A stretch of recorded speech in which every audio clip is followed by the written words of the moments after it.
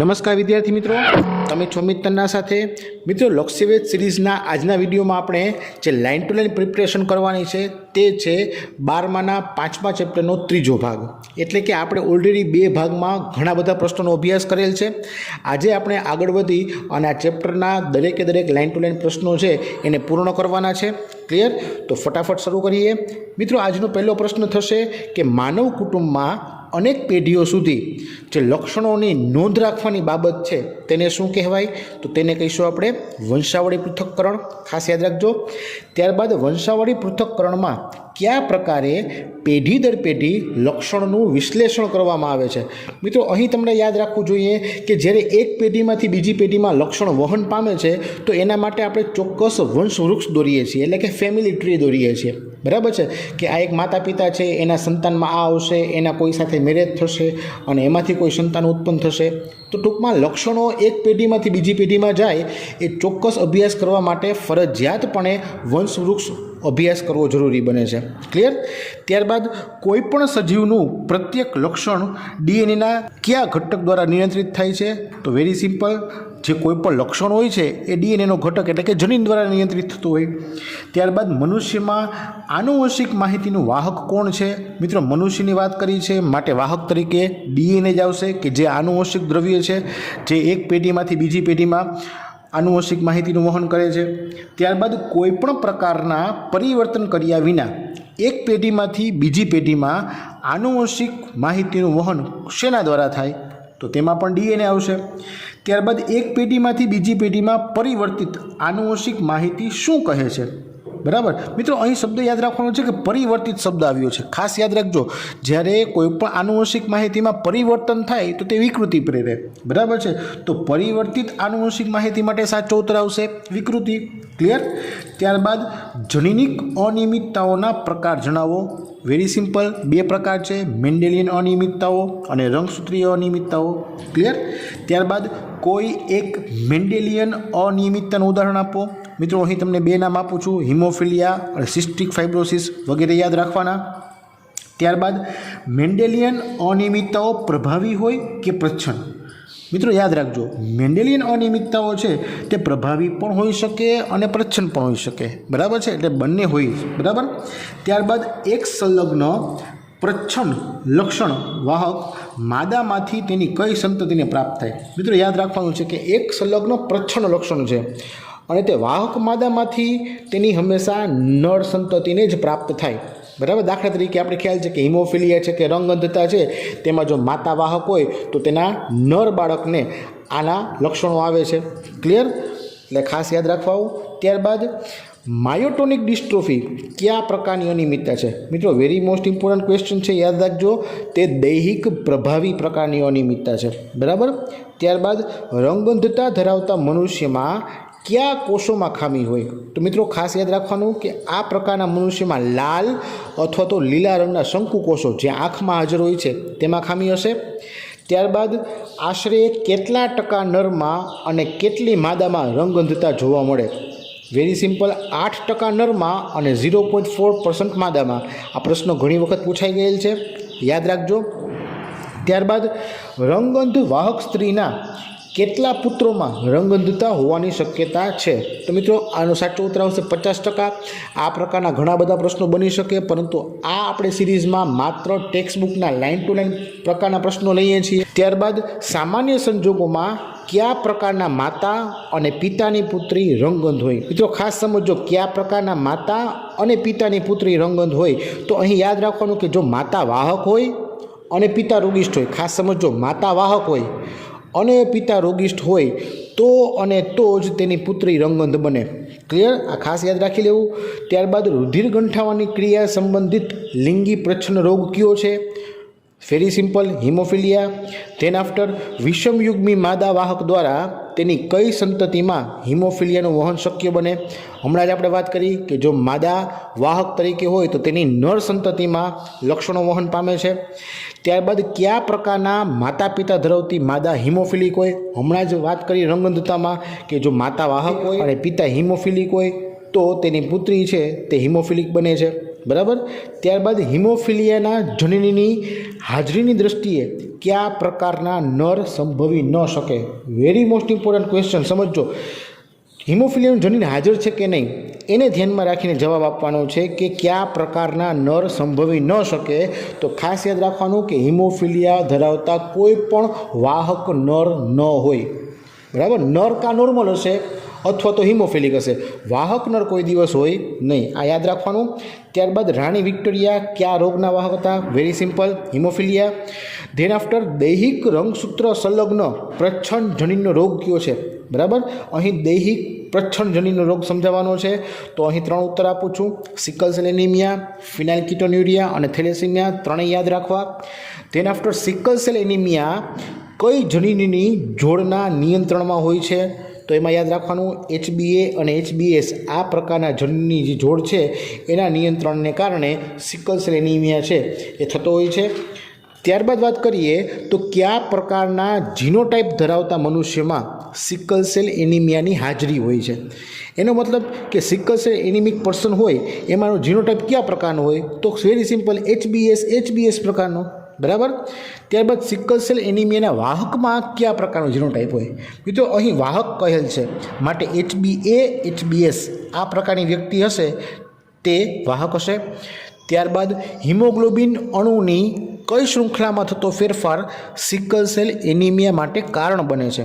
મિત્રો very most important question કહી શકાય. હિમોગ્લોબિનનો જે બીટા ગ્લોબિન શૃંખલા છે તેમાં ફેરફાર થાય ને તો સિકલ સેલ એનિમિયા બને. બરાબર છે. તો અહીં બીટા ગ્લોબિન શૃંખલા સાચો ઉત્તર થાય. ત્યારબાદ હિમોગ્લોબિનની બીટા ગ્લોબિન શૃંખલામાં કયા ક્રમમાં ફેરફાર થવાથી સિકલ સેલ એનિમિયા ઉદ્ભવે? સૌને ખ્યાલ છે કે ભાઈ બીટા ગ્લોબિન શૃંખલાના 6થા ક્રમમાં ફેરફાર થાય ને તો સિકલ સેલ એનિમિયા ઉદ્ભવે. હવે એના આધારે ત્રીજો પ્રશ્ન પણ બને કે ભાઈ સિકલ સેલ એનિમિયા માટે જવાબદાર બીટા ગ્લોબિન શૃંખલામાં 6થા ક્રમે થતો ફેરફાર કયા પ્રકારનો સાંકેતિક ફેરફાર હોય? તો અહીં એ પણ યાદ રાખવાનું કે ભાઈ બીટા ગ્લોબિન શૃંખલાના 6થા ક્રમમાં GUGને બદલે GAG આવે. બરાબર. આ ફેરફાર થાય તો સિકલ સેલ એનિમિયા થાય. બરાબર. ત્યારબાદ સિકલ સેલ એનિમિયામાં RBC કયા આકારના બની જાય છે? વેરી સિમ્પલ, સિકલ આકારના. સિકલ એટલે દાંતરડું, એટલે દાંતરડા આકારના કહી શકાય. ત્યારબાદ સિકલ સેલ એનિમિયામાં RBC દાંતરડા આકારના શા કારણે બને? અથવા એમ પ્રશ્ન પૂછી શકાય કે કયા ઘટકની ઉણપને કારણે બને? તો અહીં યાદ રાખવાનું છે કે ઓછો ઓક્સિજન, એટલે કે ઓક્સિજનની ઉણપ હશે તો તેને કારણે RBC દાંતરડા આકારના બની જાય. ત્યારબાદ ફિનાઇલકીટોન્યુરિયા રોગગ્રસ્ત વ્યક્તિમાં કયા ઉત્સેચકની ઉણપ હોય? આપણે ગઈકાલે પણ વાત કરી હતી, ફિનાઇલ એલેનિન હાઇડ્રોક્સાઇલેઝ. ત્યારબાદ ફિનાઇલ એલેનિન હાઇડ્રોક્સાઇલેઝનું કાર્ય જણાવો. ખાસ યાદ રાખવાનું ફિનાઇલ એલેનિનનું ટાયરોસિનમાં રૂપાંતર. ત્યારબાદ શરીરમાં ફિનાઇલ એલેનિન એકત્રિત થતો રહે તો કયા વ્યુત્પન્નમાં વધારો થાય છે? મિત્રો ખાસ યાદ રાખવાનું છે ફિનાઇલ પાયરુવિક એસિડ વધી જાય. બરાબર. અને એને કારણે જ આ ફિનાઇલકીટોન્યુરિયા રોગ થાય છે. ક્લિયર. ત્યારબાદ થેલેસેમિયા થવા માટે હિમોગ્લોબિનના નિર્માણની કઈ ગ્લોબિન શૃંખલાના સંશ્લેષણમાં ઘટાડો થાય? તો આલ્ફા અને બીટા બંને યાદ રાખવું. તેના આફ્ટર આલ્ફા થેલેસેમિયા માટે જવાબદાર જડીનો કયા છે અને તે પિતૃના કયા રંગસૂત્ર પર ગોઠવાયેલ હોય? વેરી સિમ્પલ, HbA1 અને HbA2 જેને કારણે આલ્ફા થેલેસેમિયા થાય અને 16માં રંગસૂત્ર પર ગોઠવાયેલ હોય. આ યાદ રાખવાનું. એવો જ બીજો પ્રશ્ન, બીટા થેલેસેમિયા માટે જવાબદાર એકલ જનીન કયું છે અને પિતૃના કયા રંગસૂત્ર પર જોવા મળે? તો તે છે HBB અને 11માં રંગસૂત્ર પર જોવા મળે. ક્લિયર. ધેન આફ્ટર રંગસૂત્રીય અનિયમિતતા થવાનું કારણ જણાવો. મિત્રો ખાસ યાદ રાખવા જેવું છે, એક કે વધુ રંગસૂત્રોની ગેરહાજરી અથવા એક કે વધુ રંગસૂત્રોની અસામાન્ય ગોઠવણી, આ બંને કોઈ પૈકી કોઈ કારણ હોય તો રંગસૂત્રીય અનિયમિતતા ઉદ્ભવે. બરાબર. એટલે કે રંગસૂત્રોની હાજરી કે ગેરહાજરી કે તેની ચોક્કસ ગોઠવણીમાં ફેરફાર થાય તો તેને આધારે અનિયમિતતા થાય. બરાબર. ધેન આફ્ટર કોષ વિભાજન સમયે રંગસૂત્રોની સંખ્યામાં વધારો કે ઘટાડો જોવા મળે તેને શું કહેવાય? તો તેને કહીશું આપણે એન્યુપ્લોઇડી. બરાબર. ત્યારબાદ 21મી જોડની ટ્રાયસોમી એ કયો સિન્ડ્રોમ સૂચવે છે? Very simple, down syndrome. ત્યારબાદ ડાઉન સિન્ડ્રોમમાં જોવા મળતી પ્લોઇડી લખો. મિત્રો ખાસ યાદ રાખવાનું છે, ડાઉન સિન્ડ્રોમમાં જે પ્લોઇડી જોવા મળે એનો મતલબ શું થયો કે ભાઈ 21મી જોડ છે એમાં એક રંગસૂત્ર છે એને ટ્રાયસોમી જોવા મળે. બરાબર છે. તો 45A પ્લસ XX અથવા XY હોઈ શકે, બરાબર છે। 45 એ શા માટે લખેલ છે? તો કે સામાન્ય રીતે 44 હોય અને 21મી જોડમાં એક રંગસૂત્ર વધારે છે તો 45 થશે, બરાબર। ત્યારબાદ વનસ્પતિમાં જો રંગસૂત્રનું આખું જૂથ વધી જાય તો તેને કઈ પ્લોડી કહેવાય? તો તેને કહીશું આપણે પોલીપ્લોઇડી। ત્યારબાદ પોલીપ્લોઇડી મુખ્યત્વે શેમાં જોવા મળે? તો એ પણ યાદ રાખવાનું, વનસ્પતિમાં। ત્યારબાદ મનુષ્યમાં કુલ કેટલા લિંગી રંગસૂત્રો જોવા મળે? મિત્રો યાદ રાખજો, કુલ કેટલા લિંગી રંગસૂત્રો જોવા મળે? તો 2 લિંગી રંગસૂત્રો જોવા મળે। જોડ પૂછે તો એક જોડ XX અથવા તો XY, બરાબર। ત્યારબાદ ડાઉન સિન્ડ્રોમ સૌ પ્રથમ કોણે અને ક્યારે શોધ્યો? તો તેમાં આવશે લેંગડન ડાઉને 1866માં તેની શોધ કરી। ત્યારબાદ કયા પ્રકારની સિન્ડ્રોમવાળી વ્યક્તિમાં ટૂંકું કદ અને ગોળ માથું હોય? તો તેમાં આવશે ડાઉન સિન્ડ્રોમ। બીજો પ્રશ્ન, કયા પ્રકારની સિન્ડ્રોમવાળી વ્યક્તિમાં જીભ ખાંચાયુક્ત તિરાડવાળી હોય? તો તેમાં પણ ડાઉન સિન્ડ્રોમ। ત્યારબાદ કયા પ્રકારના સિન્ડ્રોમમાં હથેળી પહોળી અને લાક્ષણિક ગળીવાળી હોય? તો તેમાં પણ ડાઉન સિન્ડ્રોમ। ટૂંકમાં તમે કોઈ ચોક્કસ સિન્ડ્રોમના લાઇન ટુ લાઇન અભ્યાસને આધારે દરેકે દરેક લક્ષણો પાકા કર્યા હશે તો આ પ્રકારના પ્રશ્નો જો ફેરવીને પૂછે, અલગ અલગ કટકામાં પૂછે તો તમને આવડી જાય, ક્લિયર। ત્યારબાદ કયા પ્રકારની સિન્ડ્રોમવાળી વ્યક્તિના કેરિયોટાઇપમાં 47XXY જોવા મળે? તો તેમાં આવશે ક્લાઇનફેલ્ટર સિન્ડ્રોમ। શું કામ? તો કે તેમાં XXY શબ્દ વાપર્યો છે, બરાબર। ત્યારબાદ કયા સિન્ડ્રોમ ધરાવતા પુરુષમાં સ્તનનો લાક્ષણિક વિકાસ જોવા મળે? મિત્રો પુરુષમાં સ્તનનો વિકાસ બતાવ્યો છે તો તે આવશે ક્લાઇનફેલ્ટર સિન્ડ્રોમ, બરાબર।